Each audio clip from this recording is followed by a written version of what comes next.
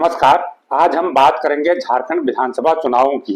क्या झारखंड मुक्ति मोर्चे ने वहां पर वही गलती की है जो कांग्रेस ने हरियाणा में की थी? देखिए, झारखंड में 81 विधानसभा सीटों के लिए चुनाव का पहला चरण पूरा हो चुका है और दूसरा चरण अभी बाकी है। 23 नवंबर को वहां पर रिजल्ट आएंगे। लेकिन उससे पहले जो सबसे महत्वपूर्ण बात यह है, अगर आज की स्थिति में चुनावी विश्लेषण करें तो ऐसा प्रतीत हो रहा है कि झारखंड मुक्ति मोर्चा समेत इंडिया गठबंधन ने पूरा दांव आदिवासियों पर खेला है, जबकि बीजेपी वहां भी हिंदुओं पे चुनाव लड़ी है। हिंदुओं की जो पूरी आबादी को फोकस करते हुए चुनाव लड़ रही है। इसका क्या मतलब है, इसके क्या नतीजे हो सकते हैं? देखिए, हमें अभी हरियाणा के चुनावों को याद करना चाहिए, जहां पर कांग्रेस ने जाटों पर दांव लगाया था, जिनकी आबादी 25% है। बाकी बीजेपी ने नॉन जाट कम्युनिटी पे दांव लगाया था, जिनकी आबादी वहां पर 75% होती है। तो उसका नतीजा ये हुआ कि कांग्रेस चुनाव जीते जीते हार गई और बीजेपी ने वहां पर शानदार जीत दर्ज करते हुए तीसरी बार चुनाव जीत लिया। लगातार तीसरी बार चुनाव जीतकर इतिहास दर्ज कर दिया। कारण सीधे ये माना गया कि बीजेपी ने जिस वर्ग पर फोकस किया था उसकी टोटल आबादी 75% होती है और कांग्रेस ने जिस वर्ग पर फोकस किया था उसकी आबादी महज 25% थी। अब ऐसा ही लग रहा है कि ये दोहराव झारखंड में होने जा रहा है, क्योंकि झारखंड की जो प्रमुख पार्टी है, सबसे बड़ी पार्टी है वहां के हिसाब से, वो झारखंड मुक्ति मोर्चा है। वो आदिवासियों की पार्टी है और उसने पूरा फोकस चुनाव का आदिवासियों पर किया है, आदिवासी आबादी पर किया है। और जिसकी आबादी वहां पर करीब 26% है। लेकिन बीजेपी ने आदिवासियों को भी साथ लिया, लेकिन बीजेपी ने वहां पर पूरा चुनाव का फोकस हिंदुओं पर किया है। हिंदुओं की आबादी वहां पर 68% है। तो ये माना जा रहा है कि आप 26% पर जेएमएम अपने चुनाव को केंद्रित कर रही है और बीजेपी 68% आबादी पर केंद्रित कर रही है। तो बीजेपी वहां पर वही रणनीति अपना रही है जो उसने हरियाणा में अपनाई थी।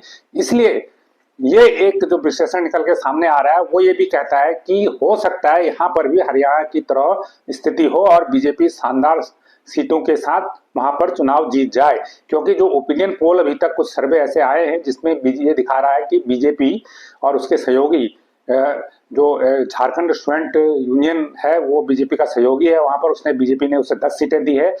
तो उसको मिला के बीजेपी को और बीजेपी प्लस उसके सहयोगी यानी एनडीए को, हम से कहेंगे एनडीए को 45 तक सीटें वहां पर मिल रही हैं। सरकार बनाने के लिए 41 सीटों की जरूरत होती है। जबकि जेएमएम, कांग्रेस और दूसरे जो सहयोगी दल हैं, जो इंडिया गठबंधन के दल हैं, उनको महज 25 सीटों पर ही बढ़त मिलती हुई दिख रही है।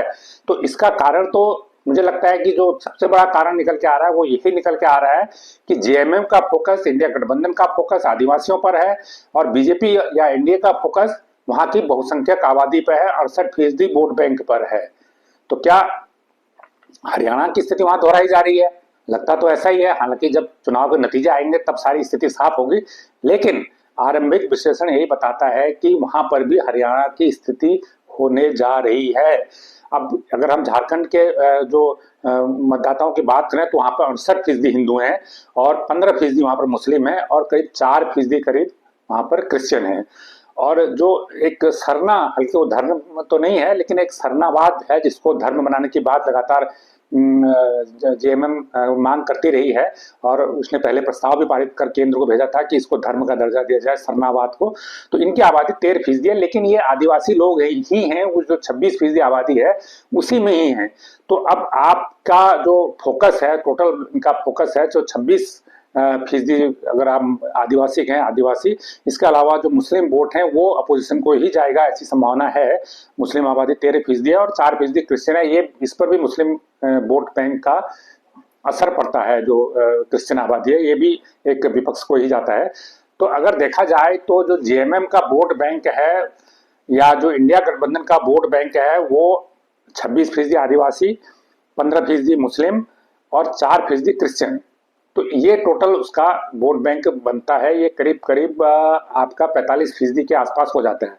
लेकिन जो 26% आदिवासी हैं वो सभी सरना धर्म के समर्थक नहीं है, उसमें वो हिंदू ही हैं। तो उसमें बीजेपी का बड़ा स्टेक है। तो बीजेपी अगर हिंदुत्व की बात कर रही है, वहां पर हिंदुत्व की बात करें तो वो जो आदिवासी वोट है वो सारा जेएमएम को नहीं जाएगा, वो वोट भी बीजेपी को भी उसमें से भी हिस्सा मिलेगा। तो इस प्रकार से जो वहां पर एक वोटों का विभाजन होगा और ध्रुवीकरण होगा वोटों का, तो वो एनडीए को ज्यादा फायदा पहुंचा रहा है, जबकि जेएमएम को एक जगह तक वो सीमित कर रहा है। तो ये विश्लेषण आपको कैसा लगा, ये हमें कमेंट करके जरूर बताएं। जो लोग इस चैनल को पहली बार देख रहे हैं वो इसे लाइक करें, सब्सक्राइब करें और